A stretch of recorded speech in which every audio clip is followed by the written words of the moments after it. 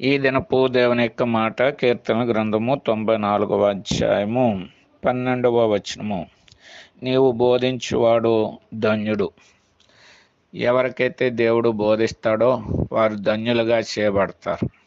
లేఖనాల్లో వ్రాయబడిన మాట, నీకు ఆలోచన చెప్పేదను, నీవు నడవవలసిన త్రోవలు నేను నీకు బోధిస్తానని దేవుడు చెప్తున్నాడు.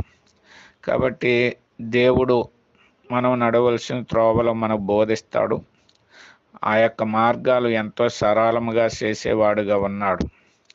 కాబట్టి దేవుడు బోధించినప్పుడు ఆయన బోధించిన మార్గాల్లో మనము నడవగలిగితే మనము క్షేమాన్ని పొందేటటువంటి వారంగా ఉంటాం. ఆ మార్గాల్లో దేవుడు మనకు మేలు చేసేటటువంటి వాడుగా ఉంటాడు. ఎవరైతే దేవుడు బోధించినప్పుడు ఆ మార్గాలను అనుసరించరో వారు నష్టపోయేవారు ఉన్నారు. కాబట్టి దేవుడు మనకు బోధించినప్పుడు ఆయన బోధించిన మార్గాల్లో నడిచి ఆయన ఇచ్చే మేలులు పొందుదుముగాక.